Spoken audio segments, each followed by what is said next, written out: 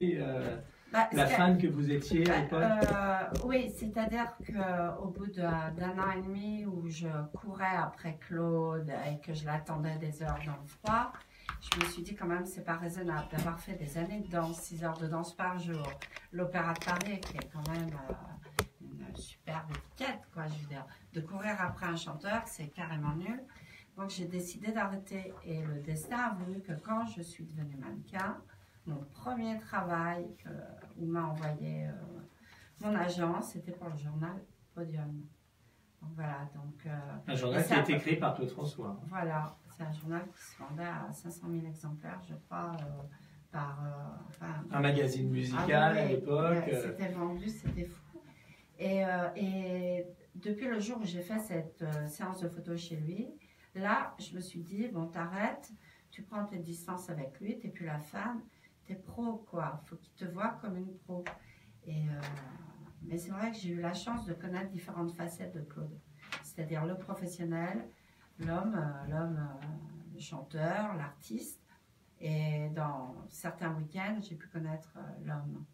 Et c'est là où j'ai découvert que c'était quelqu'un de très attachant, généreux, très tendre et surtout c'était quelqu'un de bien dans le sens respectueux parce qu'on lui impose tellement d'images négatives. Si moi je peux être le porte-parole, et c'est pas pour le protéger, hein, c'est vraiment pas pour spécialement le protéger, c'est la vérité. C'est vraiment la vérité. Vous connaissez le jeu Just Dance, Prisca, ou pas? Vous jouez pas à la console des fois aux jeux non, vidéo? pas du tout. Pas du tout. Ah non, alors, attendez, j'ai plus 20 ans non plus. Alors déjà, c'est pas compliqué de tenir une manette entre les mains. Non, mais et puis appuyer à droite, à gauche, on appuie n'importe comment quand on fait un jeu. Non, déjà, les mails et tout, il faut que je sois sérieuse avec ça et le Facebook pour alimenter pour tous les fans, les admirateurs, c'est déjà pas simple. Mais je suis une fille qui est plus sur le terrain, quoi. Donc, entre ma passion pour la danse, toujours, à apprendre les chorés de Claude, 40 ans après, toujours, et ma deuxième passion qui est les animaux, puisque je m'occupe d'animaux. Vous avez beaucoup de chiens, je crois, je sais plus, non? Ouais, j'ai 17 chiens, je me partage entre Chartres et Vichy, c'est-à-dire chez moi, et au refuge de Dany Saval, Madame Brucker. Donc c'est vrai, c'est beaucoup de câlins à donner à tous les chiens, c'est beaucoup de balades à faire, c'est beaucoup de nettoyage, ça fait partie quand on aime les animaux. Et tout ça, eux aussi, ils sont... ce qui est génial, c'est quand je prends la voiture, je mets du clo-clo, j'ai mes petits chiens, ils se calment, et Jack Roussel, ils se calment, ils se couchent, ils connaissent toutes les chansons de Claude. Nous allons justement parler de ce jeu vidéo, peut-être que vous ne connaissez pas. Oui, vous avez dit que vous ne connaissez pas. C'est un jeu de danse, en fait. Hein, et nous avons Jordan Bourri avec nous ce matin sur IDFM Radio Enghien, qui est le nouveau champion de France de ce jeu. Donc, cette compétition a eu lieu fin de l'année dernière. Comment ça se passe, une telle compétition, et comment vous êtes vous sélectionné pour participer à la sélection de ce jeu Just Dance? Alors en fait, donc cette compétition existe depuis un petit moment déjà. Moi je l'ai découvert vraiment l'année dernière, comme ça par hasard, un ami qui m'en a parlé et qui m'a dit bah écoute, ça serait cool que tu fasses cette compétition. Donc j'ai voulu tenter la compétition parce que j'avais juste cette envie de découvrir une autre communauté. C'est vrai que j'avais déjà commencé à jouer à ce jeu quand j'étais tout petit, dans les tout débuts, et puis bah, je commençais à jouer avec la manette dans la main. Voilà. Bon, malheureusement il n'y avait que le bras droit ou le bras gauche qui était comptabilisé dans le jeu. Et donc du coup, là pour le coup, la compétition était basée sur un nouveau système avec une nouvelle console qui lui permettait en fait de capter tout le corps entier. Donc cette fois-ci, tout était compté. Même au niveau de la tenue, c'est pour ça que vous avez un petit peu gagné aussi, puisque j'ai vu sur internet que la tenue que vous aviez du orange en forme de kawaii, ça a permis aussi à la machine de mieux voir vos mouvements. En fait, oui, voilà, c'est ça. Il y a quand même des tenues qui passent un peu mal au niveau de la console, notamment le noir, et de temps en temps quelques couleurs qui ne sont pas du tout captées en fait par la caméra. Donc il faut faire attention à ça. Et oui, moi j'aimerais mettre de la couleur parce que non seulement en effet ça fonctionne bien avec la machine, mais en plus de ça, bah, c'est un peu ma personnalité un peu excentrique de mettre de la couleur, donc ça me correspondait. Et donc ce jour-là, il y a différentes qualifications qui sont possibles. Une qui était sur place, à laquelle j'ai participé et d'autres qui se font directement en ligne sur le jeu. Et donc moi j'ai participé à celle qui était sur place et ça s'est fait sous forme de 2 étapes. Donc première étape, on se sélectionne face à un adversaire, on danse sur une des musiques du jeu et celui qui a le meilleur score du coup... C'était quoi la musique? Alors pour moi c'était Bailar. Comme un Bailar, voilà c'est ça. Voilà, je suis pas chanteur. Et vous aviez pu la répéter auparavant un peu chez vous ça, oui. Alors, cette danse-là, on vous la propose quelques jours avant le concours. On nous dit que oui, il y a une certaine playlist qui est annoncée avant. Et notamment pour la deuxième étape, surtout c'est très important. Mais donc oui, pour la première étape, on nous dit oui voilà, vous avez toutes ces musiques-là, entraînez-vous sur celle-ci, comme ça vous aurez plus de chance forcément pour tout le monde. Voilà, avec le travail, on peut faire que mieux. Vous avez un point commun avec Prisca, c'est que vous aussi, vous êtes à fond dans la danse. C'est ça, oui. Alors du coup, moi j'ai vraiment commencé la danse, mais pas avec le jeu Just Dance, hein. C'était juste un petit plus. Vous aviez 9 ans, c'est ça? C'est ça, ouais. J'ai commencé la danse à l'âge de 9 ans, et non pas par du classique, mais par du hip-hop. Donc c'est un tout autre univers. Et, voilà, je me suis développé avec ça dans ma danse, et au fur et à mesure, j'ai intégré le classique dans ma formation de danseur, puisque au jour d'aujourd'hui, ça se dit pas, mais c'est pas grave. On va savoir des petites choses croustillantes sur Jordan Bourri ce matin sur les femmes radio. Donc oui, à ce jour, je veux faire de ma vie de la danse. Du coup, voilà, je pense que le classique est une des bases fondamentales pour un danseur. Qu'est-ce que ça vous a apporté ce concours Just Dance, d'avoir des contrats avec des marques, avec des producteurs Pas spécialement des contrats, pas pour le moment en tout cas, et c'est pas ce que je recherchais quand j'ai fait cette compétition. En fait, ça m'a apporté tout d'abord, et c'était vraiment la première chose que je visais, c'était voilà, la découverte d'une nouvelle communauté, parce qu'en fait, on n'est pas au courant, mais finalement, derrière le jeu Just Dance, il y a une vraie communauté je dirais, de fans de ce jeu, qui se voient très souvent, qui se connaissent tous, qui font des flash mobs, c'est-à-dire qui viennent dans la rue avec leurs grandes enceintes et qui dansent dans la rue. Je me souviens, j'en avais fait un d'ailleurs avec eux, c'était super sympathique, et voilà, en fait, ils se connaissent tous, c'est très bon enfant, voilà, tout le monde s'aime, enfin bref, voilà, c'est une vraie communauté, c'était ça que je cherchais à la base. Et en plus de ça, le jour de la qualification, il y avait du coup un jury présent aussi, un jury de professionnels de la danse. Pour en citer, il y avait Mehdi Kerkouch, Brahim Zaiba et Adjeba Famis. Qui fait partie du spectacle Les Trois Mousquetaires, ça, qui a fait Danse avec les stars. Ouais, voilà. Mehdi Kerkouch qui a créé beaucoup de chorégraphies Just Dance, et Adjeba Famis qui a été une des danseuses de ce jeu et qui a aussi dansé auprès de Beyoncé, enfin voilà. Donc il y avait un beau jury, des belles personnes à rencontrer à nouveau, donc c'est surtout ça qui m'a attiré en fait. Alors c'était pas votre premier concours puisque vous êtes venu dans les studios, c'était avant l'été dernier pour nous parler du WCOPA, qui sont en fait les JO artistiques. Vous êtes parti à Los Angeles. Oui. C'était pour vous prouver quoi en allant aux États-Unis, trouver aussi des contacts, perfectionner aussi peut-être votre jeu de danse? Alors il y avait plusieurs aspects à ce beau voyage. Tout d'abord parce que en fait, avant de pouvoir y aller, il y avait plusieurs étapes qu'il fallait franchir. J'avais même plusieurs obstacles qu'il fallait franchir pour pouvoir y aller. Et j'ai réussi à grandir en les franchissant. Donc déjà, ça a permis d'avoir un peu plus de maturité, d'autonomie. Ensuite, par rapport à la danse, par rapport à l'artistique, évidemment, quand on vous parle de Los Angeles, quand on vous parle d'un concours, quand on vous dit qu'il y aura une 50aine de pays qui seront représentés là-bas, ça peut que vous vendre du rêve en fait. Et moi, ce que je recherchais dans ce concours, c'était évidemment de me pousser moi-même pour pouvoir avoir l'énergie et une bonne prestation à présenter sur scène le jour J du concours. Et puis de rencontrer tellement de personnes. À ce jour, encore une fois, j'ai plusieurs contacts qui viennent du monde entier, avec qui je parle. Je n'ai pas eu plus que ça, mais avec qui je parle encore. Et ça me fait tellement plaisir d'avoir toutes ces personnes-là avec qui je peux communiquer. C'est hyper enrichissant, voilà. Ouais. Et donc je recherchais ça dans ce concours-là. Et en plus de ça, on part avec sa propre équipe. Donc je faisais partie de l'équipe de France, dont la directrice était Anastasia Gay. Et plusieurs artistes dans cette équipe donc représentaient leur propre art. Donc il y avait du cirque, il y avait du chant, de la comédie. Différentes disciplines. Aujourd'hui, vous arrivez à vivre de votre passion, de la danse? Pas encore, parce que je suis encore à l'école. Je suis en terminale. Donc, mais votre but, c'est... Mon but, c'est d'en vivre, oui. Mon but, vraiment, c'est d'en vivre. Et de travailler, je sais pas moi, pour des spectacles musicaux, faire partie de comédie musicale ou pas? Alors oui, ça fait partie de mes objectifs, la comédie musicale. Également, j'aimerais beaucoup aussi danser avec des artistes sur scène, donc des chanteurs. Ou pour des clips vidéo. C'est ça, j'en ai déjà fait un en plus avec Nassi, La vie est belle. J'avais déjà eu l'occasion de danser pour son clip. Et ça m'a beaucoup plu, donc en fait ça... En plus ça a été un tube, oui, voilà, c'est passé sur beaucoup de radios. C'est clair, ça a bien marché, mais on va dire qu'on s'y attendait parce qu'en fait on connaissait l'artiste qui était tellement passionné, même ma chorégraphe a du coup chorégraphié tout le clip, et donc elle était encore plus passionnée que... Enfin, ça pouvait que marcher avec toute l'énergie qu'on avait mis dans ce clip-là.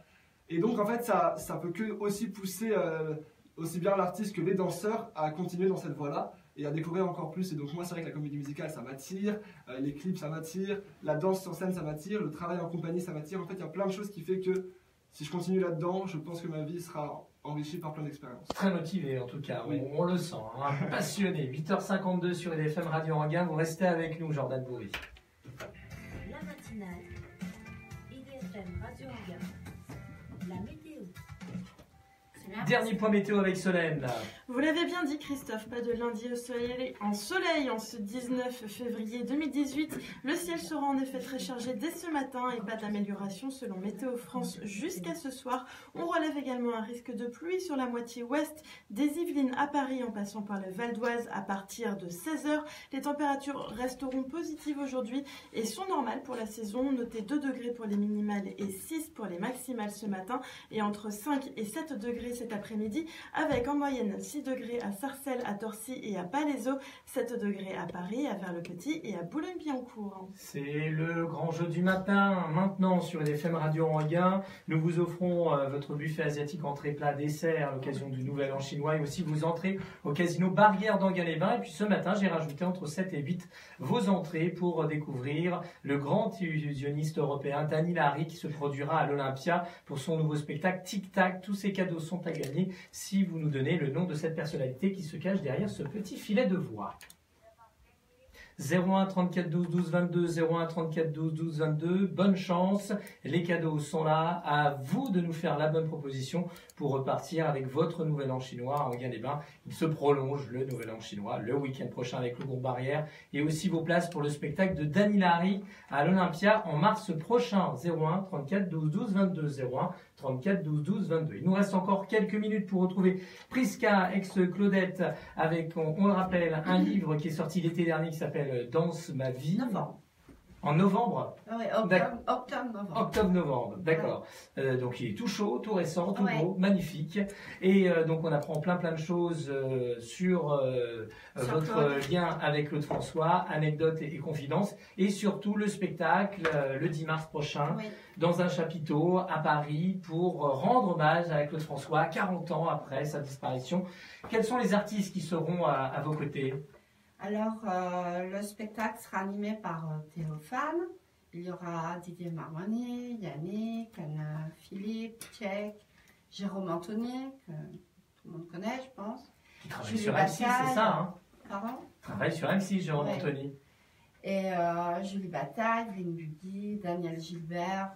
Peut-être que les gens ne connaissent pas Daniel Gilbert, mais elle a tellement animé Midi Première. Mais si, Daniel Gilbert. Elle fait du théâtre aujourd'hui. Elle fait moins de télé, mais elle fait des pièces de théâtre, Daniel Gilbert. Mais on a fait une télé super à Argelès, un super souvenir. Et puis, je vous dis, il y aura les Claudette Slim et plein d'autres artistes qui vont venir. Voilà. De 14h jusqu'à 20h. Jusqu'à 20h. Je passerai beaucoup de temps. Je pourrai dédicacer mon livre. Donc, achetez vite mon livre. Ouais. Oui. On ne pourra pas l'acheter sur place. Si. Ah oui, d'accord. Et surtout, je pourrais passer du temps avec les gens. Si les gens ont envie de me poser des questions hors du spectacle. Voilà. Beaucoup de confidences aussi vis-à-vis de ces personnes qui... sont tristes finalement de se remémorer tous ces souvenirs, donc vous êtes en quelque sorte aussi la porte-parole, une confidente pour eux. J'arrive de Belgique où j'ai passé un week-end entier avec le fan club et les gens sont heureux quand ils nous voient. C'est vraiment du bonheur, donc ils partagent. Ils ont besoin d'avoir un petit quelque chose qui reste, un petit quelque chose de concret qui reste de Claude. Merci beaucoup Prisca. Donc le 10 mars, le spectacle hommage à Claude François, 40 ans déjà présenté par Théophane au chapiteau Borman Moreno à Paris, au niveau du pont du Garigliano. Pour en savoir davantage, il y a une page Facebook, il y a aussi, on peut aller sur lepotcommun.fr. je ne sais pas à quoi sert ce site en fait. Inscrire. C'est pour s'inscrire, voilà, d'accord. Il faut s'inscrire, voilà. Et Jordan, merci d'être venu aussi. Prochaine compétition, là, après ce gros challenge que vous avez relevé fin de l'année dernière, parce que je rappelle que vous êtes champion de France du jeu Just Dance. Une autre compétition, d'autres cours, vous préparez vos propres chorés aussi. Du coup, étant donné que je représenterai la France dans le jeu Just Dance en tant que champion de France de Just Dance, la compétition, la Just Dance World Cup, la finale mondiale en fait va bientôt se passer. Ce sera en avril, il me semble. On n'a pas encore la date exacte. Et donc là, il y aura plusieurs représentants de plusieurs pays, dont le Brésil par exemple, qui sera là ce jour-là pour se battre et avoir le titre mondial. Vous avez énormément d'amis aussi sur Facebook. Vous avez une page officielle, vous avez une page non officielle. Vous avez 2 pages en fait, une page perso et puis une page officielle. Vous avez du monde qui vous suit à travers le monde entier. Il y a plein de vidéos aussi de vous qui circulent avec des copains, des copines, avec d'autres danseurs aussi. Allez voir parce que vous faites de très très belles prestations. Merci. À bientôt Jordan Bourri. Merci Prisca d'être passé sur IDFM Radio Anguin. Et puis on reviendra le 10 mars prochain pour ce spectacle. Super. 40 ans déjà, hommage à Claude François. Merci à l'équipe de la matinale, notamment à Solène. Je vous retrouve bien évidemment demain, 7h, 9h, avec encore des rubriques, des invités et des cadeaux à gagner au 01 34 12 12 22. Elle arrive dans un instant pour le bar de l'économie de 9h à 10h sur la radio du bien-être. Et puis nous sommes actuellement en Facebook Live, donc n'hésitez surtout pas à venir nous retrouver sur la page officielle Facebook d'IDFM Radio Anguin 98 FM.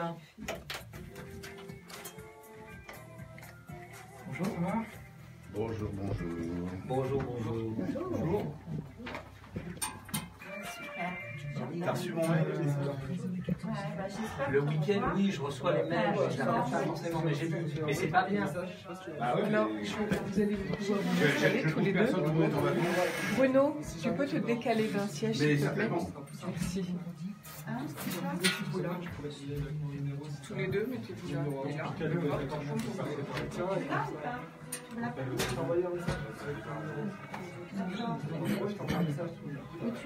Alors, il faut passer par là. Qu'est-ce que je suis nulle. Il faut le dire à Florence que tu ne maîtrises pas tout à la technique, que tu viens d'arriver et que tu ne pourras pas lui caler à partir de 55. Mais c'est fait tout ça. Ah, c'est fait? Ah bon? En principe, j'ai demandé à Francky de me alors le parce faire. qu'il est temps, je me dis. Sinon, vous me le ferez. Mais non, il ne sait pas. Il ne connaît pas tout. Ouais, mais sinon je le colle sur une cartouche, ça doit être faisable. Non, pas en cartouche. Bah, je sais pas. Moi, je l'ai Je vais déjà- voir. Peut-être qu'il me l'a fait, Francky, je sais pas. Merci d'être avec nous sur IDFM Radio Anguin. 9h, un nouveau point sur l'actualité dans votre département avec Solène Bedorz. On commence ce flash avec un petit peu de fiscalité, sujet souvent délaissé mais pas sur IDFM. Les taxes locales ont un impact important sur les habitants. Alors que les Valdoisiens se remettent tout juste des inondations survenues fin janvier, une nouvelle taxe arrive pour prévenir les risques. Baptisée GEMAPI, elle vient d'être votée dans toutes les intercommunalités du département. Cette taxe découle de la loi du 27 janvier 2014 de modernisation de l'action publique. Celle-ci coûtera de 4 à 15 euros par ménage selon les territoires. L'objectif est de permettre aux collectivités de prendre en charge les aménagements liés aux crues. Pour Voici Pays de France, ce n'est pas une nouvelle taxe, elle remplace celle qui préexistait et qui était directement prélevée par les syndicats de gestion des milieux aquatiques. Pour les 34 communes du Vexin Centre, chaque habitant devra payer en moyenne un peu moins de 10 euros. Pour l'agglomération de Cergy-Pontoise, cette taxe est estimée à hauteur de 7,40 € pour un ménage locataire, 4,10 € pour un ménage propriétaire et 33 € pour une entreprise. Dans le Vexin Val-de-Seine, la taxe ne dépassera pas les 3 € en moyenne par habitant. Une faible taxe également pour la communauté du Haut-Val d'Oise avec 4,40 € par habitant. Les habitants d'Argenteuil, quant à eux, seront exemptés en 2018. On revient sur le projet Héloïse avec nos dernières informations. La Commission nationale d'aménagement commercial vient de rendre un avis favorable au projet de centre commercial et culturel. Mercredi dernier, une réunion publique a eu lieu à Argenteuil par le comité d'opposition Jean Villard. Au total, 91 personnes sont venues discuter des actions possibles qu'elles pourraient mettre en place en attendant de pouvoir déposer des recours contre le permis de construire. Ils ont décidé de mettre en place un groupe de travail pour réfléchir à l'élaboration d'un référendum local, idée qui a été plébiscitée par l'ensemble des personnes présentes. Mais avant cela, le comité vise surtout la prochaine enquête publique concernant le déclassement de la zone du domaine public prévu en mars. Direction Éragny maintenant, où un projet ne semble pas faire l'unanimité. L'enseigne de restauration Burger King va prochainement s'installer près de la N184, critiquée pour son offensive commerciale en Île-de-France. Le bâtiment sera construit près d'un McDonald's. Le groupe Bertrand, propriétaire du fast-food, compte également implanter une autre de ses enseignes au bureau sur le terrain du Pleu-Santeuil. Excusez-moi, mais cette ouverture correspondra à la création de 70 emplois réservés exclusivement aux habitants de la commune. C'est en tout cas ce que promet le maire LR Thibault Humbert. Il a également rappelé qu'il y a 12% de chômage à Éragny, taux qu'il tentera donc de diminuer ces prochaines années. À partir d'aujourd'hui, vous êtes peut-être en vacances. La Maison de la Nature à Vauréal vous propose plusieurs activités créatives. Fabrication de nichoirs à mésanges, atelier autour du pain ou encore atelier terrarium. Les ateliers sont disponibles du 20 février au 2 mars. N'hésitez pas à vous renseigner sur le site de la ville de Vauréal, www.vauréal.fr. Merci beaucoup Solène. Prochain point sur l'actualité rennoisienne à 12h15. Voici maintenant le bar de l'économie présenté par Florence.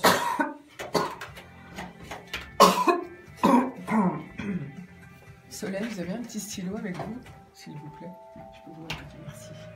Florence, il faut caler à partir de combien de minutes? De quoi? C'est sûr là qu'il faut caler ou pas? Oui. Lui, c'est pas faire, c'est pour ça. 0,55. Cartouchier, tu n'arriveras pas à le faire. C'est pas en cartouche. Si c'est possible. Fais-le. S'il n'y arrive pas, c'est pas grave. Ne paniquez pas. On va pas paniquer. On panique pas ici. Attends, c'est quel morceau qui a la caméra en... C'est le morceau numéro 2. Bon, on va y aller là déjà, c'est générique là.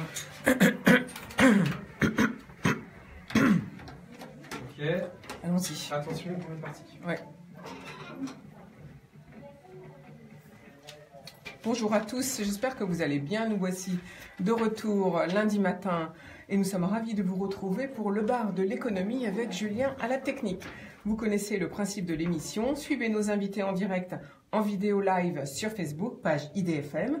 Et si vous voulez témoigner ou passer un message, contactez-nous au 01 34 12 12 22 ou via notre page Facebook, tout simplement, laissez-nous un petit mot. Bien sûr, en voiture sur la FM 98.0 ou à votre bureau par ordinateur, en web radio sur idfm98.fr.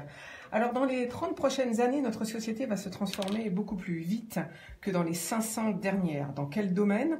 Où en est la transformation digitale des entreprises en France? Pour échanger sur ces sujets, j'accueille tout de suite Pierre Guimard. Bonjour. Bonjour.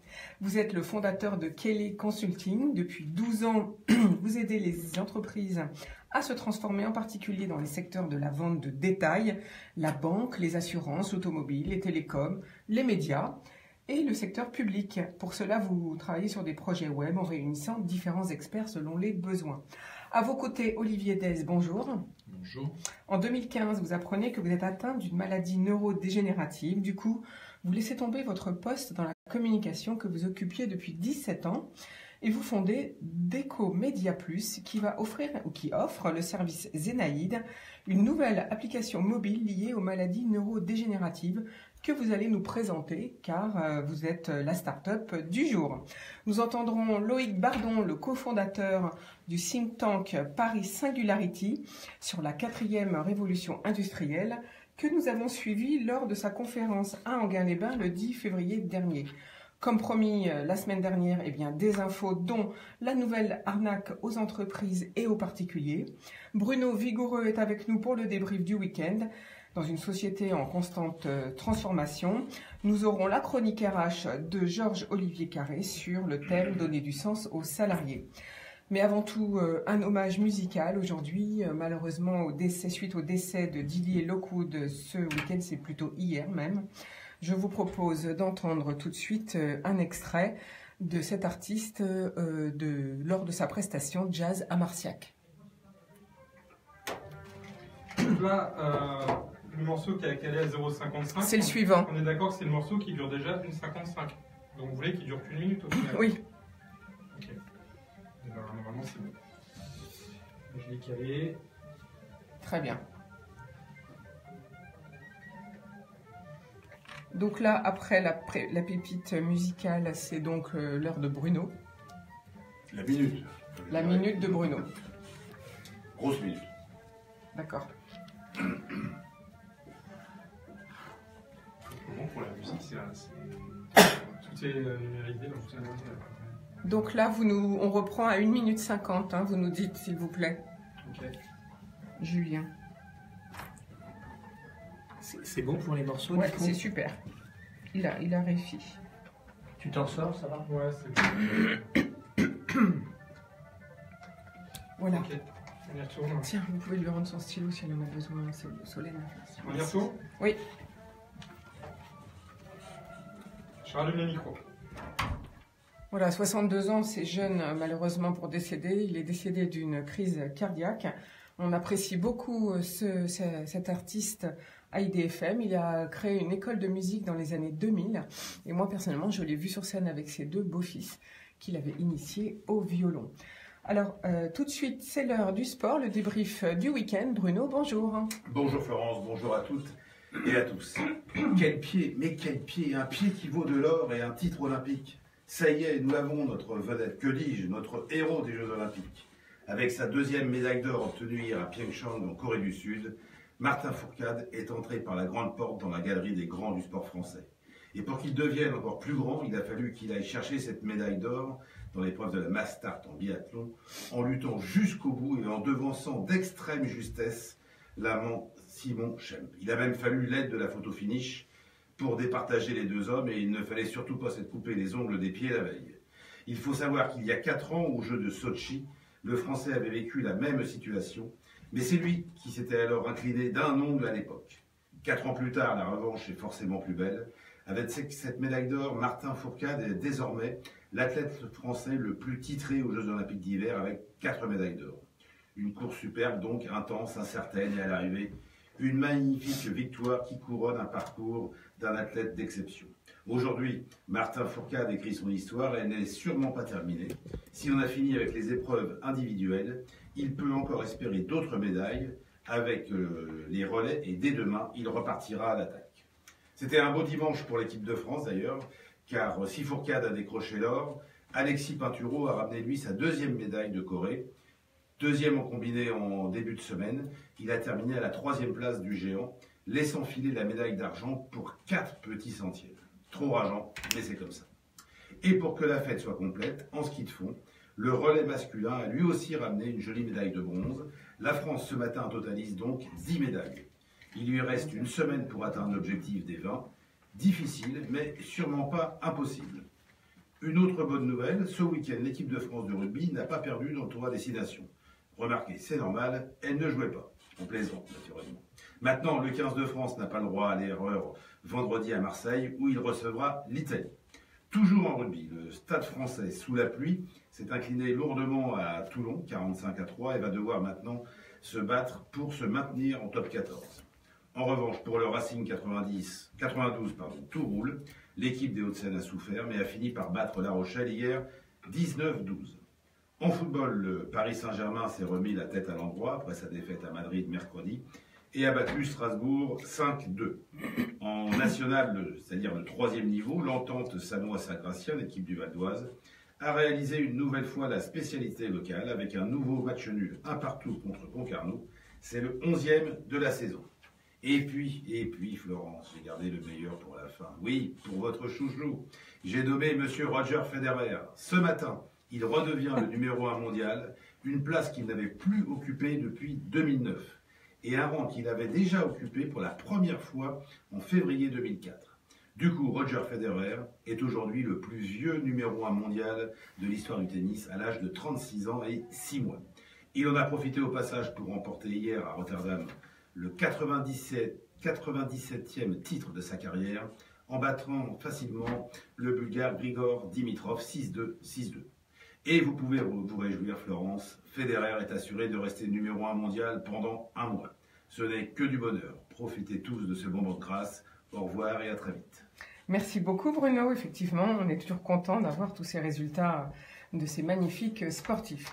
Alors, lors du colloque sur l'Europe peut-elle faire face à la révolution scientifique en cours, organisé par la ville d'Enghien et l'IRIS dirigé par Pascal Boniface, Loïc Bardon, cofondateur du think tank Paris Singularity, a déclaré « Dans les 30 prochaines années, notre société va se transformer beaucoup plus vite que dans les 500 dernières. Écoutez, dans quel domaine selon lui ?»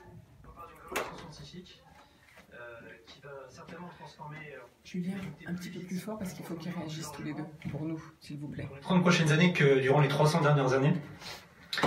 Et ça s'explique par le fait que vous avez 4 domaines technologiques majeurs qui vont venir ébranler les fondations de notre société. Ce sont les NBIC. N pour nanotechnologie. Donc ce sont les technologies qui permettent de manipuler la matière à une échelle microscopique, à l'échelle du milliardième de mètre en fait. Les biotechnologies, donc la manipulation du vivant, de l'ADN. I pour informatique, que vous connaissez tous. Et C pour cognitique, donc les sciences liées au cerveau, à l'intelligence artificielle. Nous avons un représentant émérite à la table. Ce qu'on s'aperçoit, puisque moi c'est ce que je fais depuis quelques années, j'observe les progrès technologiques qui sont faits dans ces 4 domaines. Ils sont de plus en plus rapides et ils sont de plus en plus impressionnants. Ce qu'on s'aperçoit aussi, c'est que une découverte qui est faite dans un des 4 domaines peut venir aussi servir un autre domaine parmi les 4, voire les 3 autres. C'est pour ça qu'on parle de nanobiotechnologie, on parle de bioinformatique. Donc ces vagues successives de progrès technologiques, elles nous entraînent un peu de gré ou de force aujourd'hui vers un rivage que le Forum économique mondial appelle la 4e révolution industrielle. Alors c'est quoi? Je vais faire le lien avec la révolution scientifique. La révolution scientifique, elle a commencé il y a 500 ans, à peu près, avec Descartes, Galilée et Newton. Elle a déjà donné lieu à 3 révolutions industrielles, de manière très caricaturale. Au XVIIIe siècle, vous avez eu la révolution de la mécanisation via l'eau et la vapeur comme technologie.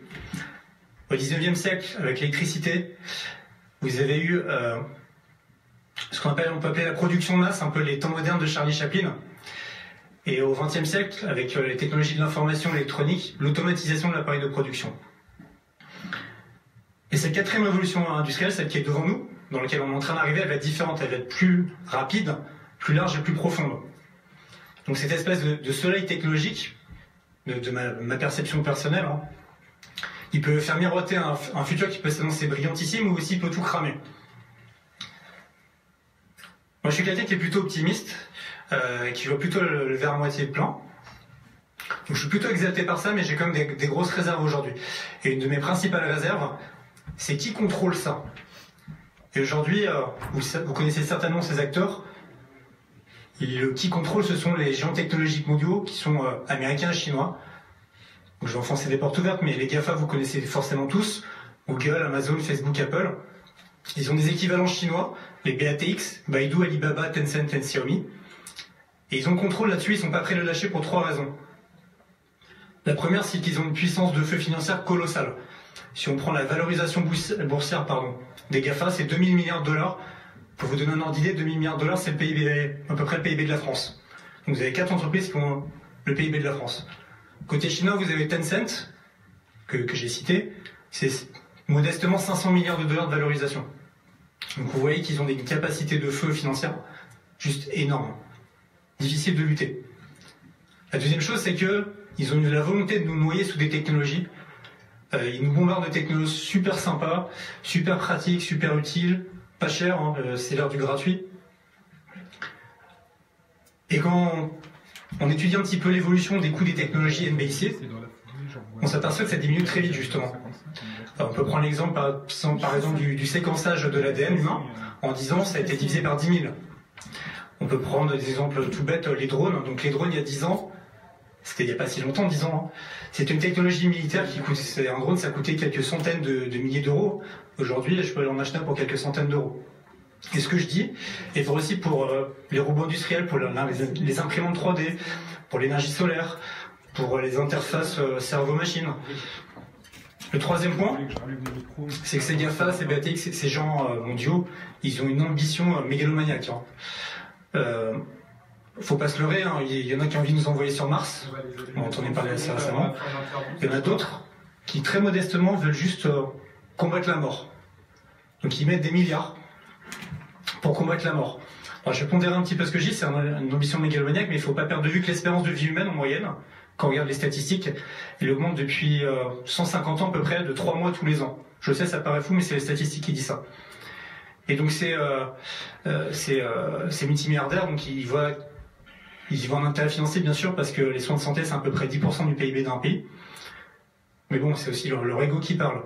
Et donc ils cherchent à développer des technologies, on peut prendre l'exemple de Google, qui veut combiner plein de choses. Ils veulent combiner des technologies liées à la génomique, l'intelligence artificielle, ce qu'on appelle le big data, les supports ordinateurs. Avec ça, ils veulent arriver à un objectif qui a déjà été dévoilé, hein, c'est pas un secret. D'ici 2035, ils veulent faire en sorte que l'espérance de vie moyenne humaine augmente de 20 ans. Alors je reviens sur ce que je disais avant, sur le côté ébranler les fondations de la société. On peut être totalement sceptique, hein. Moi je suis pas là pour vous vendre du rêve, je pose des questions, je me pose des questions, je me dis et si c'était vrai? Ça veut dire quoi augmenter l'espérance de vie d'ici 20 ans pour nous? Ça veut dire sécurité sociale, ça veut dire départ à la retraite plus tardif, ça veut dire renouvellement des emplois qui est plus lent, donc plus de chômage peut...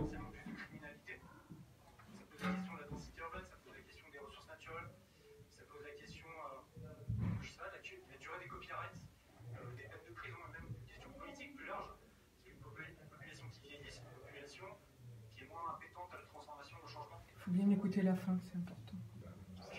Et je vais m'arrêter là. Donc ma conclusion, c'est que je considère que ce futur, comme j'ai dit, il peut être brillantissime, mais il faut être très vigilant aujourd'hui. Et il est trop important pour être laissé aux mains de géants technologiques qui font joujou avec des algorithmes sans qu'on ait vraiment le contrôle dessus. Alors justement, Pierre Guimard, qu'en pensez-vous? Beaucoup d'entreprises se digitalisent, mais est-ce qu'elles se transforment en France? Qu'est-ce que vous pensez des domaines qu'il a énumérés? Alors, je suis tout à fait d'accord avec l'analyse de Loïc Bardon. Je pense qu'il a tout à fait bien vu le côté exponentiel de cette transformation. Donc, la transformation s'accélère. C'est-à-dire qu'en fait, il y a plein de raisons qui l'expliquent, hein. Donc, notamment l'évolution exponentielle des pouvoirs des machines. L'augmentation, le doublement de la donnée tous les 14 mois, par exemple. Donc les entreprises, effectivement, elles sont dans une situation assez hétérogène. Il y a des sociétés qui ont vraiment pris conscience de l'importance de se transformer, et puis d'autres qui traînent derrière, avec, effectivement, en s'achetant une bonne conscience, en étant sur Facebook ou sur Twitter, et en disant, bon voilà, on s'est transformé. Transformation digitale, c'est beaucoup plus profond que ça. Alors, qu'est-ce que c'est? Expliquez-nous, qu'est-ce que la transformation finalement digitale? Alors, c'est rentrer dans le 21e siècle, tout simplement. Donc, c'est de changer sa communication, ses modes de distribution, mais de changer aussi l'ensemble des processus internes. Donc, comment est-ce qu'on fabrique un produit ou un service?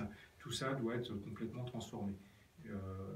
Comment on intègre, par exemple, l'intelligence artificielle, le big data. Donc, on voit que ça touche au cœur du produit même, et c'est pas simplement uniquement une couche de communication qu'il faut rajouter à une entreprise qui existe déjà et qui serait inchangée par ailleurs. C'est-à-dire que donc, bien sûr, il faut aller sur les réseaux sociaux, notamment Facebook ou Instagram ou Twitter, selon ce que l'on fait, bien sûr, il faut adapter sa communication selon ses produits, les produits qu'on diffuse, j'imagine. Mais qu'est-ce que ça veut dire pour une...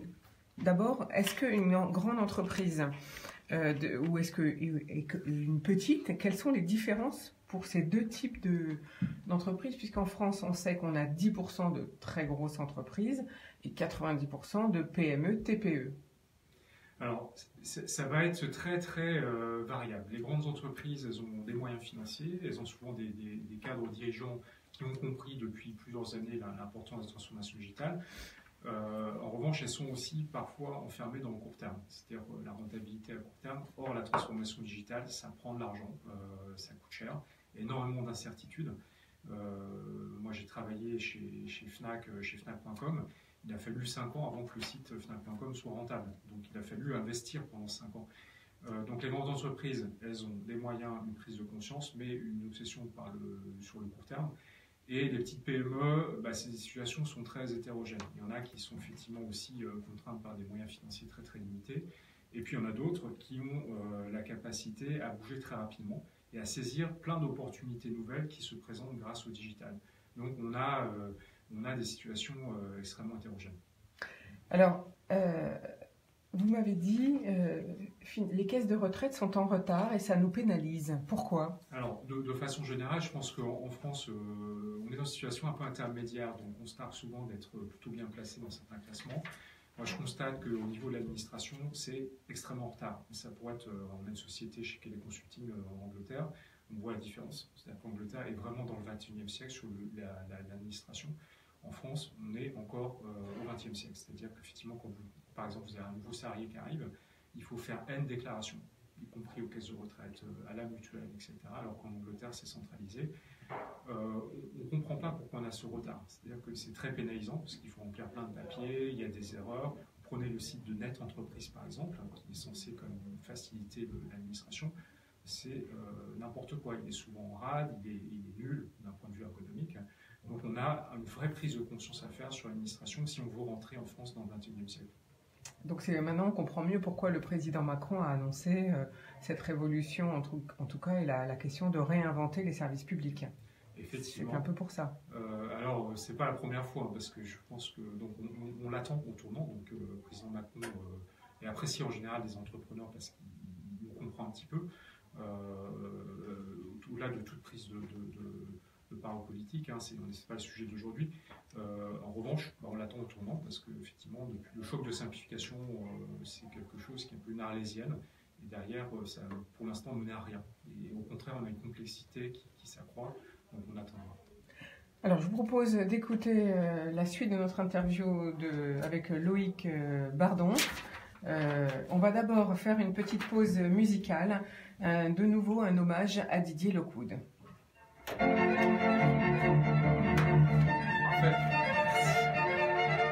Donc dans la foulée, j'ai mis le micro et là on part sur l'interview, donc on va juste un petit peu avant.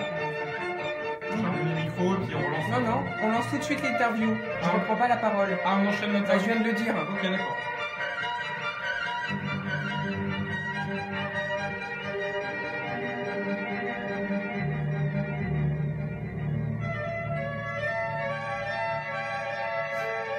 Ah bah si, vous avez raison.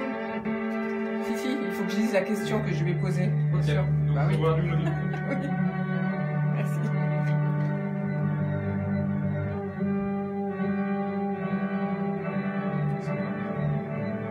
Ok, on y retourne dans 10 secondes.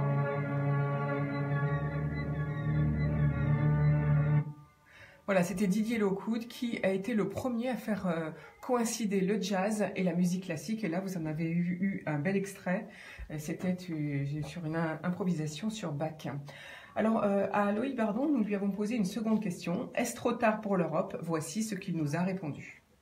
Un peu trop tard, à condition de se donner les moyens, et j'ai l'impression qu'on est en train de prendre ce virage-là aujourd'hui. Juste ça, par contre, je comprends pas. C'est un peu ce que disait d'ailleurs.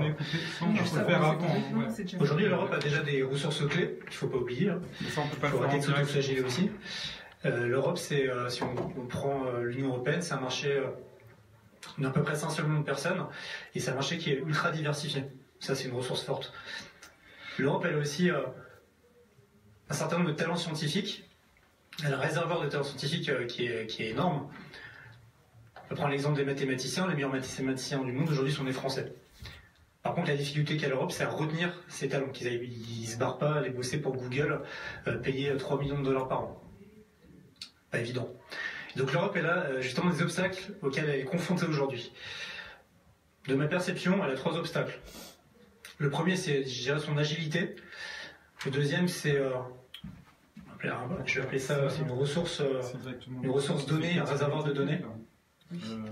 Et la troisième, c'est une puissance de flux financière assez importante. Je le disais juste avant, les GAFA, 2000 milliards de valorisation, le pays de la France, et ça va même au-delà de ça. Aujourd'hui, si on prend le montant du capitalisme, c'est le montant que des investisseurs sont prêts à mettre dans des startups, dans des entreprises, etc. Aux États-Unis, c'est 3 fois celui de l'Europe. Donc vous voyez déjà l'écart. Et la Chine, il me semble, c'est même encore plus. Si on parle d'agilité, on peut prendre un exemple très simple. Mettons qu'il fallait construire une habitation. Vous avez 3 équipes. Une équipe chinoise, une équipe américaine et une équipe européenne. L'équipe chinoise, ça va être très rapide. Vous avez l'État qui va définir le plan, ça va être descendant, fort. C'est comme ça qu'on fait, l'architecte il y va, tac, c'est plié. Vous avez l'équipe américaine. Dans l'équipe américaine, les États-Unis, c'est une nation qui est libérale, comme vous le savez, où c'est plutôt le marché qui fait loi. Donc l'architecte, il va faire appel au marché, il va identifier les entreprises qui sont les plus efficaces, les plus innovantes, bref, ce qu'il voudra, et il va y arriver aussi. À côté, vous avez l'Europe. Alors l'Europe, c'est plus compliqué. Déjà, vous avez 27 architectes au lieu d'un. C'est un peu étrange. Ils ont 27 cahiers des charges avec des contraintes différentes, des ressources différentes. Et au final, il va falloir qu'ils arrivent à se mettre d'accord, ces 27 personnes, avec des objectifs probablement différents, choisir combien de pièces ils vont mettre dans l'appartement, c'est quoi la couleur du papier peint, la moquette, la hauteur sous plafond, etc. Donc, je sais que je suis très caricatural, mais je vais être un peu plus concret maintenant. C'est pour illustrer mon propos. C'est-à-dire que la Chine, si on prend l'exemple de la Chine, comme je le disais, c'est une nation c'est une dictature, on peut se le dire. Mais elle a une grande force, c'est qu'elle combine une politique descendante du gouvernement, très forte, mais aussi très ambitieuse, et qui favorise l'innovation. Je vais prendre 3 exemples. Il y a ce qu'on appelle le plan quinquennal. Donc tous les 5 ans, il y a un plan qui est donné par le gouvernement, on dit la feuille de route pour les 5 ans à venir, c'est ça. Donc en 2016, la Chine a dit, je mets 23 milliards de dollars sur la table pour la formation. Parce que je sais que j'ai un bassin historique d'emploi qui deviennent obsolètes, il faut les faire aller vers des nouveaux métiers. Vous avez aussi la Chine qui voit assez loin en général, qui se dit d'ici 2049, je me donne les moyens pour devenir le leader technologique mondial, et du coup le leader économique, et du coup leader industriel, et voire leader militaire. Mais la Chine, il faut arrêter de voir la Chine comme étant juste un État qui copie les autres. Elle a mis en place des politiques incitatives à l'innovation, et c'est ce qui a permis l'émergence de ces BATX qui sont revenus dans la course face au GAFA, et l'émergence aussi de start-up qu'on connaît très mal en France en général. Vous avez un concurrent Uber qui s'appelle Titi Chuxing par exemple. Donc toutes ces startups, elles émergent aussi, elles sont en train d'arriver en Europe. Vous avez une autre qui est iCarbonix qui va arriver en Europe, qui est autour de la santé. Vous avez les États-Unis, c'est une nation libérale, avec ses qualités et ses défauts, mais une de ses qualités, c'est qu'elle sait favoriser l'innovation. On peut prendre à la guerre froide par exemple, il y a des politiques publiques qui ont été mises en place pour inciter le développement de technologies de rupture, mais plutôt à vocation militaire, mais ça a donné quand même lieu à quelque chose qu'on connaît tous ici, juste Internet. Ça a aussi permis de créer les conditions pour les prochaines vagues, c'est-à-dire en termes de finances, de capital, de commencer à former les talents, à créer ce réservoir de talents et à créer des réseaux d'entreprises qui vont bosser ensemble. Et après, vous avez l'Europe. Et donc, l'Europe, comme je disais, c'est une collection de démocraties représentatives, c'est un peu un assemblage de briques et de brocs, avec une grosse difficulté aujourd'hui qui est d'avoir une vision et une stratégie globale et unanime. Alors j'en parlais juste avant avec Sylvie, il y a des choses qui m'interpellent sur une étude qui est sortie sur la perception de l'intelligence artificielle auprès de 30 pays, notamment la France, et vous avez juste 2 États membres qui ont une vision diamétralement opposée, la France et la Suède. Donc 70% des Français considèrent que l'intelligence artificielle elle va plutôt avoir un impact négatif sur la société, versus en Suède, 80% des Suédois considèrent que ça va avoir un impact positif. C'est un peu difficile de réconcilier les deux et d'aller dans la même direction. C'est pour ça que je suis assez friand de voir ce qui va se passer avec Vivani et le pendant européen derrière. Alors, Pierre Guimard de chez Kelly Consulting, est-ce que vous trouvez, qu'est-ce que vous pensez de l'intervention de Loïc Bardon, et est-ce que, en tant que consultant, vous trouvez que c'est difficile de travailler en France? Alors, cette intervention est très intéressante. Je pense qu'effectivement, par rapport à la Chine et aux États-Unis, on s'en sortira que par l'Europe. Donc il y a de beaux exemples de coopération sur Airbus par exemple. Je pense qu'il faut qu'on lance des projets de cette ampleur. Avec l'Allemagne en particulier, probablement avec un attelage qui sera plus franco-allemand, plutôt qu'en mettant 27 pays autour de la table, comme le disait Loïc, c'est absolument impossible de progresser rapidement et il faut aller très très vite. Donc non, c'est pas difficile de travailler en France, on a quand même des très très belles entreprises. Chez Kelly Consulting, on travaille beaucoup avec des grandes sociétés qui ont une aura internationale, par exemple Renault ou Orange. Orange est d'ailleurs très très investi dans des partenariats avec Deutsche Telekom qui sont en train de lancer pour justement reprendre l'initiative. Alors effectivement, oui, on a un côté un petit peu craintif parfois, mais c'est comme quand le téléphone portable est arrivé, il y a des gens qui trouvaient que c'était pas terrible. Maintenant, on est un pays qui est très très équipé. Sur l'intelligence artificielle, on a cette crainte par rapport à l'intelligence artificielle du fait que ça va détruire des emplois. Ça va en détruire, mais ça va en créer beaucoup. On pourrait citer plein d'exemples. Grâce à Internet, vous pouvez effectivement avoir des gens qui font chauffeur de taxi sans formation très très longue. Donc c'est un exemple de montrer comment le digital peut créer de nouveaux emplois, et Dieu sait s'il y a besoin d'aide, de services pour toute la population. Donc oui, on a ce côté un petit peu craintif par rapport à l'innovation, mais quand on y va, on y va. Mais est-ce que notre défaut, ça serait pas dans une entreprise, quand on veut proposer un nouveau projet, il faut 27, enfin je dis n'importe quoi, mais il faut 5 avis ou 3 avis ou 8 avis avant de faire une prise de décision, parce que c'est ça qu'il avait l'air de dire aussi, Loïc Bardon, qu'il y a plein de gens qui veulent absolument, en fait on ouvre le parapluie finalement. Alors, je serais plus nuancé que ça dépend. Je pense qu'il y a plusieurs types d'entreprises en France, il y a plusieurs cultures, il y a vraiment, je pourrais en parler longtemps, mais oui, c'est vrai qu'il y a une prise de décision par rapport aux États-Unis qui va être plus lente, plus réfléchie. Ça a aussi des avantages, parce qu'on va faire peut-être un petit peu moins d'erreurs. Je ne crois pas qu'on puisse caricaturer ça. J'ai des entreprises qui ont vraiment pris le virage. Je pense qu'il faut aller plus vite et plus loin, mais c'est pas si mal que ça. Alors, qu'est-ce qu'il faut faire pour aller plus vite et plus loin? Alors, au-delà des entreprises, on a parlé du secteur public, là, qui, à mon sens, est extrêmement en retard et qui bloque pas mal de choses. Après, je pense qu'on est quand même sur la bonne voie. Et puis après, oui, les pouvoirs publics peuvent aider sur la réalisation de projets. Et c'est là où leur valeur ajoutée est vraiment forte. Je pense qu'ils peuvent aider sur le fait de faire émerger des programmes communs, un peu comme Airbus a été un vrai bon succès.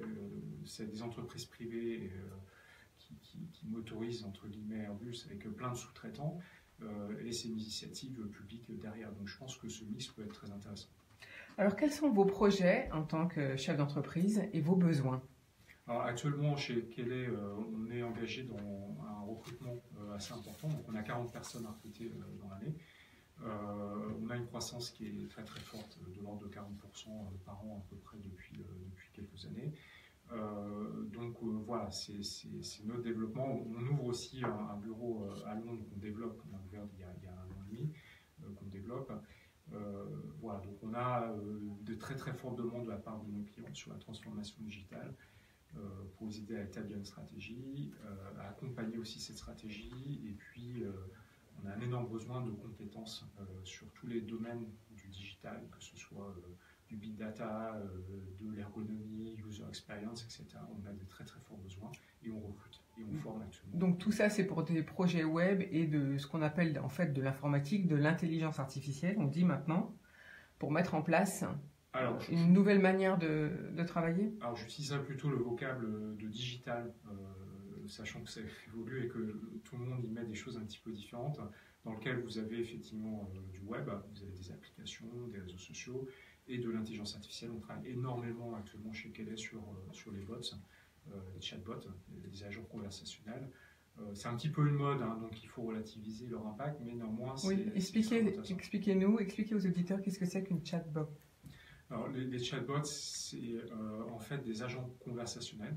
Vous allez sur un site, sur une application, vous avez la possibilité d'échanger avec un robot qui va, pour partie, simuler un échange humain. Après, la bonne pratique, c'est dès que c'est un peu trop complexe, de réorienter vers un véritable humain, parce qu'on n'y est pas encore. Hein. Néanmoins, pour des échanges de premier niveau, des échanges de services clients, des informations sur les produits, sur des horaires d'ouverture, etc., le bot est extrêmement efficace et ça existe depuis longtemps, sauf que maintenant, effectivement, avec l'intelligence artificielle, on a des bots qui sont vraiment performants, plutôt agréables à utiliser, plutôt amusants à utiliser de la part de l'utilisateur. Alors justement, Olivier Dez, ça vous parle parce que en France, 850 000 personnes sont touchées par la maladie d'Alzheimer, 150 000 par Parkinson et à peu près 85 000 par la sclérose en plaques. Et justement, vous proposez un nouveau service par une application qui s'appelle Zenaïd. Qu'est-ce que vous nous proposez ? Avant de prendre la parole sur Zenaïd, j'aimerais poser une petite question concernant la frilosité des banques. Comment se fait-il qu'en France, on a si peu de banques qui croient encore au projet, en règle générale, concernant l'informatique? On n'a pas de réponse. La plupart du temps, ce sont effectivement, on entend parler depuis tout à l'heure des grands groupes, on n'entend pas parler de cette frilosité des banques. Je pense qu'il y a un problème de compréhension, un problème aussi probablement de classe d'âge. Il y a des seniors qui sont très affûtés sur le digital, mais en général c'est quand même plus quelque chose de...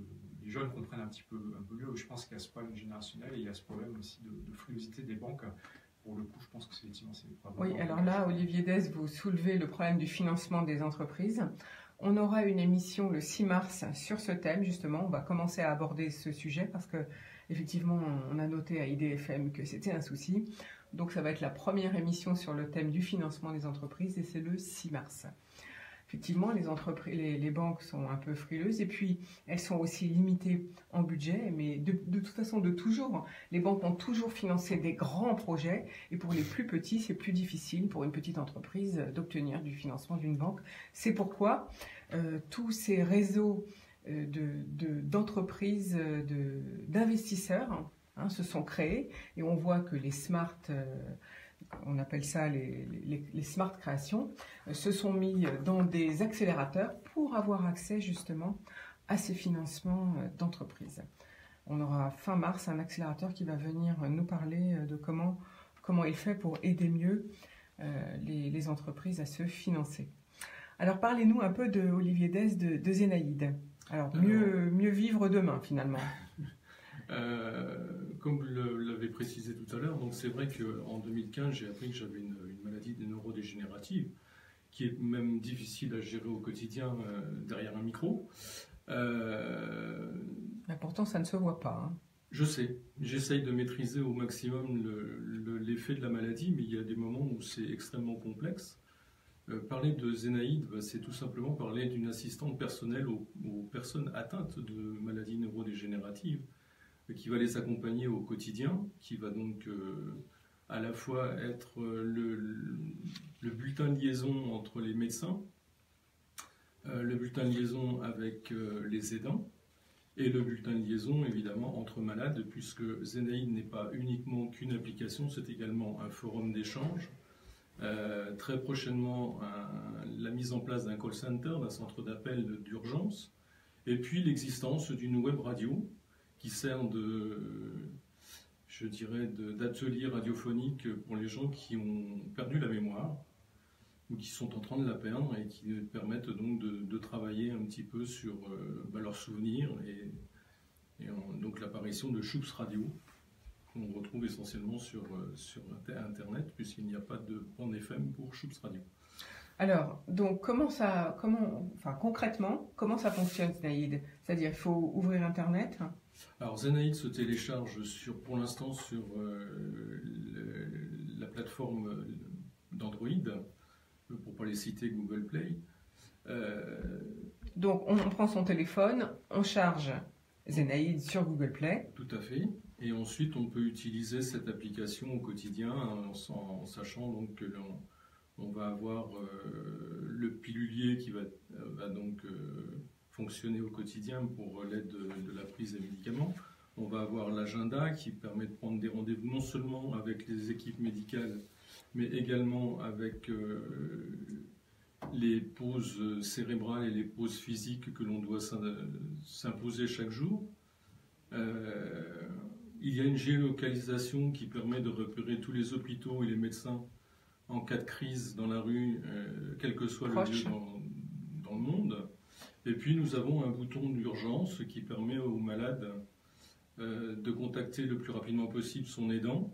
Et si l'aidant ne répond pas, il y a l'envoi d'un SMS avec la géolocalisation qui se fait automatiquement. C'est-à-dire qu'en appuyant simplement, donc une fois que l'application est ouverte sur son téléphone, on appuie sur aidant, par exemple, et là ça appelle directement la personne qu'on a désignée comme étant... C'est bien ça. Alors il est bien entendu qu'il ne faut pas que l'aidant soit à 250 km de soi, mais le raisonnement c'est qu'on puisse intervenir très très rapidement en cas soit de perte de mémoire. La personne qui est atteinte d'Alzheimer risque par exemple de ne plus se souvenir où elle habite, donc ça c'est important. Ça peut être en cas de crise de Parkinson, où on a besoin aussi de réintégrer son domicile très rapidement.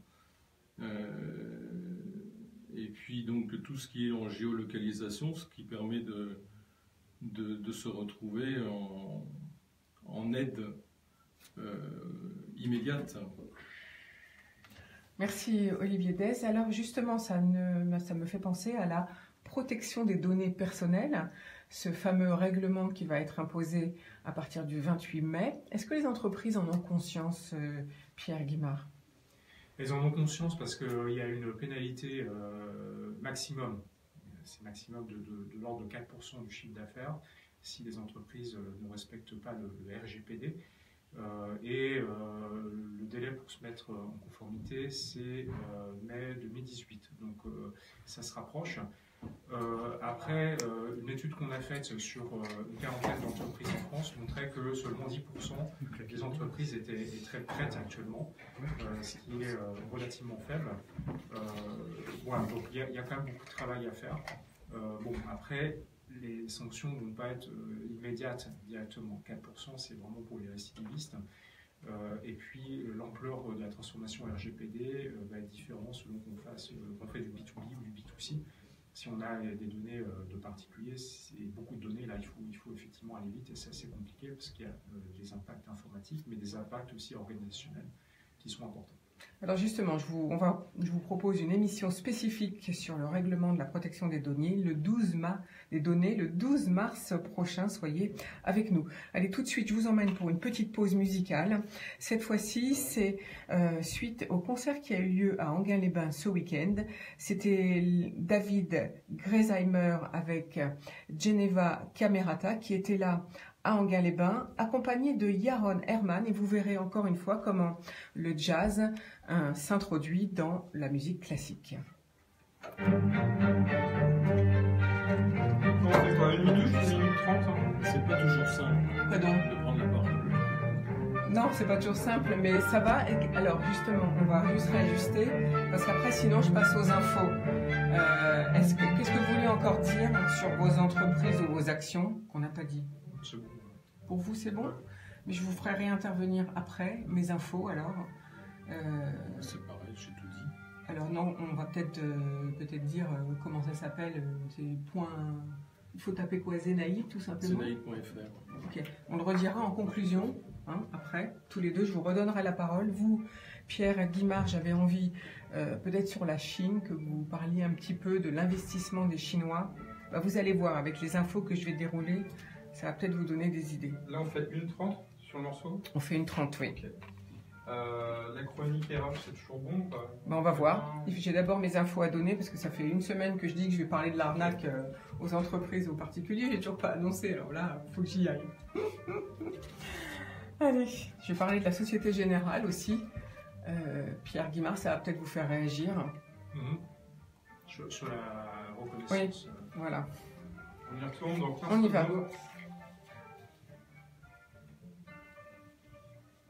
10. 5. On y va. Passons maintenant à l'actualité que je vous ai promis depuis quelques jours. Alors, saviez-vous que le président russe Vladimir Poutine avait approuvé un plan visant à créer un Internet indépendant d'ici le 1er août 2018? La date est proche. L'Internet alternatif serait utilisé par les pays du BRICS, Brésil, Russie, Inde, Chine et Afrique du Sud, et les protégerait contre une éventuelle influence extérieure, entre guillemets, a déclaré le secrétaire de presse du Kremlin, Dmitri Peskov. Pendant des années, la Russie et la Chine et d'autres pays se sont plaints de la façon dont Internet était gouverné, car ils estiment ne pas pouvoir s'opposer aux décisions prises par l'Internet Engineering Task Force, un groupe international indépendant de concepteurs de réseaux, d'opérateurs et de chercheurs qui supervise l'architecture d'Internet et son fonctionnement. Derrière tout ceci est posée la question de l'influence de la Russie et de la Chine sur les pays en développement. Au fur et à mesure de leur mise en ligne, ces pays devront décider s'ils choisissent un Internet modelé d'après les systèmes américains et européens, qui valorise un modèle d'information ascendant et gratuit, ou s'ils dupliquent les modèles chinois et russes qui apportent une approche beaucoup plus restrictive. Après la guerre des religions, ce sera donc la guerre de la dictature des savoirs sur le net. On peut se poser la question. 2 avocats lancent leur plateforme digitale de conseil. Augustin, monavocat.com est né.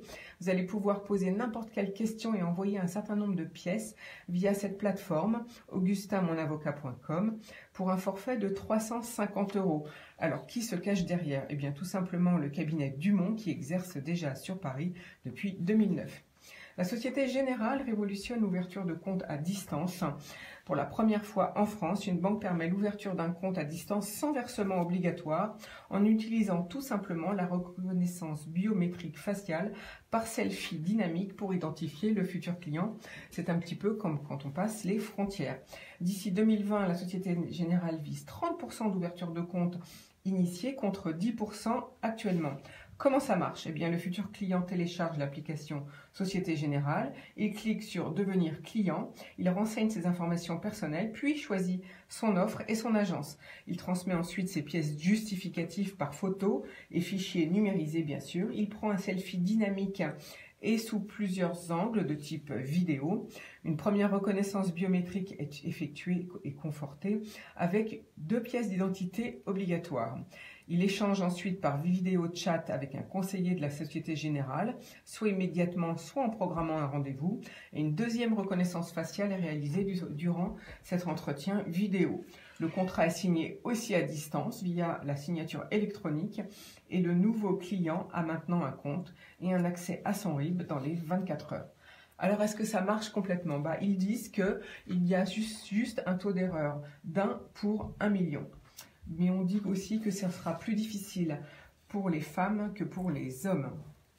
Alors, cette fameuse nouvelle arnaque aux entreprises, et plus particulièrement et aux particuliers, et tout ça par mail. On connaît déjà les escrocs internationaux qui ont mis au point une arnaque au virement qui a déjà extorqué plus de 250 millions d'euros aux entreprises françaises depuis 2010. PME ou grands groupes ou TPE, toutes les entreprises peuvent être victimes de faux virements à l'étranger et l'escroquerie est donc très lourde.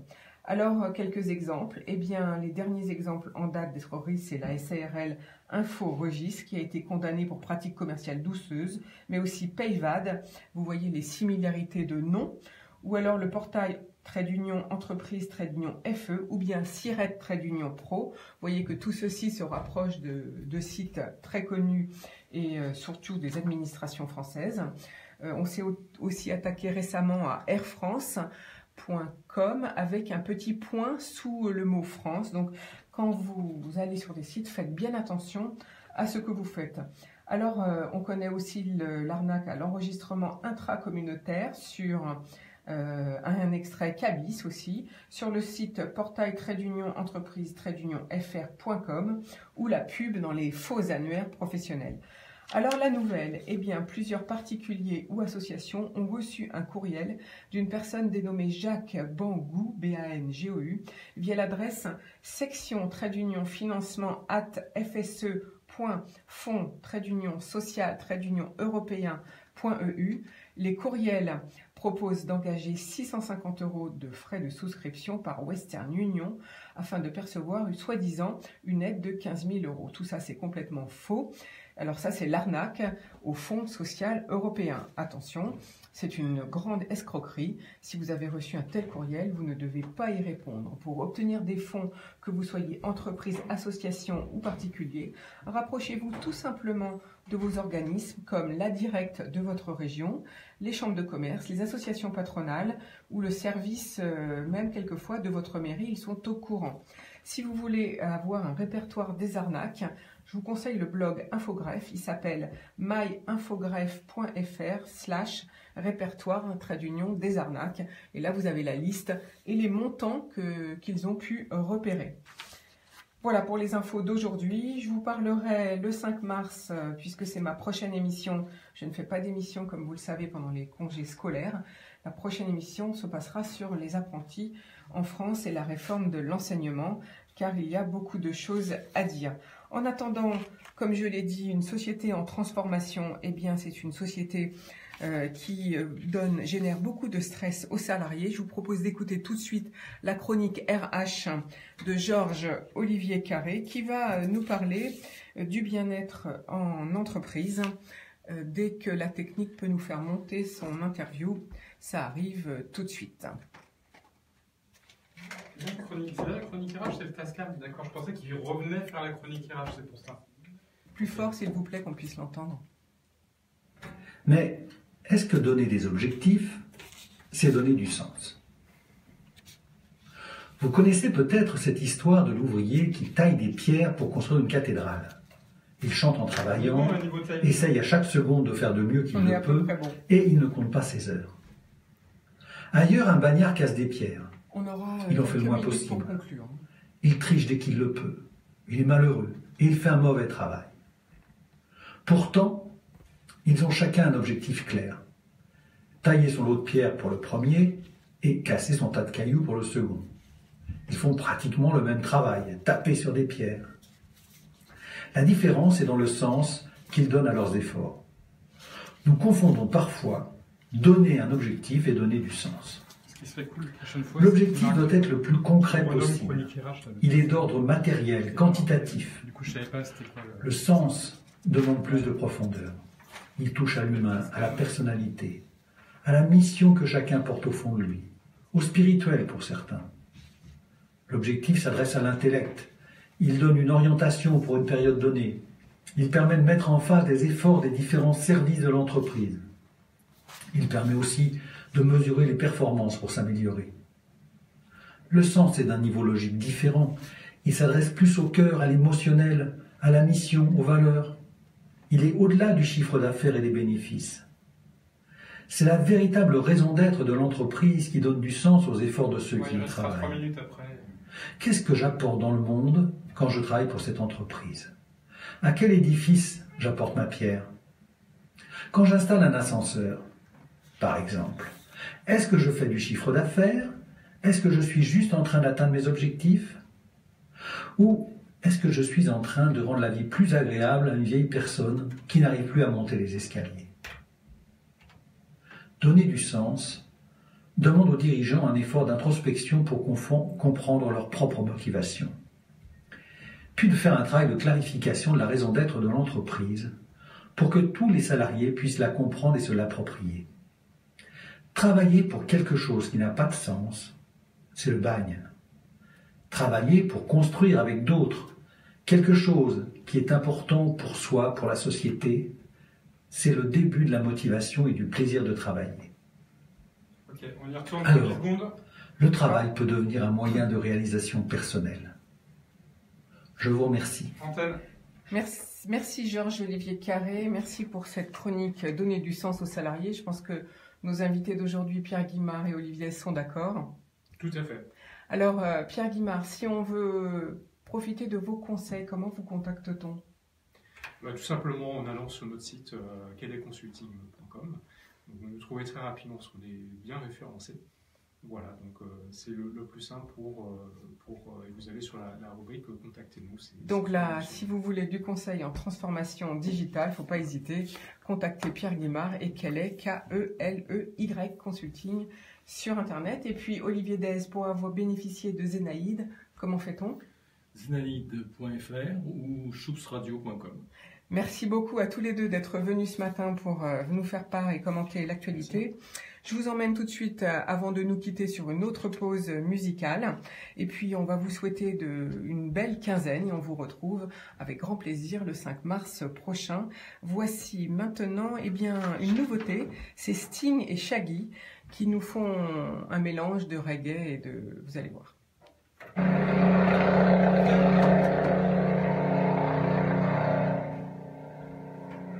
De motoculteur et de reggae. C'est une tondeuse à gazon. En fait, c'est un rappeur. Ouais. C'est le début, c'est la tondeuse à gazon. Bon, on est bien, niveau timing et tout, c'était top. C'est bien. Merci beaucoup à tous les deux. Merci. Parce que ça vous a fait le veto, du coup. Non, ça va.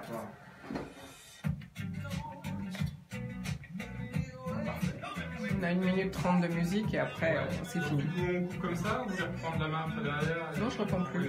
Non, on finit comme ça. Ok, ça marche. Puis ils enchaîneront derrière. Et ils enchaînent direct. Ouais, ils vont couper ou... Super. Vous savez, ça va vite 1 heure. Hein? Oui, effectivement. Vous savez, j'ai pas pu vous poser des questions sur la Chine. Ils étaient très bien, vos intervenants, là, à la fois sur l'aspect RH et sur l'aspect... Ah oui, ils sont bons, mes intervenants. Petit à petit, à force de recevoir des gens, ça me permet qu'on reste en contact. De toute façon, si vous avez des choses ou des thèmes sur lesquels vous voulez intervenir, il ne faut pas hésiter à m'en faire part. Vous revenez quand vous voulez à l'antenne. Super. Je Je vais voir pour le 12, c'est le 12 mars, c'est ça? 12. Ben, si je suis là ou si c'est Parce que c'est à l'étranger. Ah oui. Ouais, pourquoi pas. Alors, j'ai pas encore finalisé tous mes invités, mais je vais peut-être demander parce qu'il y a dans le Val d'Oise, vous connaissez bien le Val d'Oise, vous, apparemment, parce que vous avez fait les secs. Ça fait longtemps. Je suis parti quelques années. Je suis sorti en 93.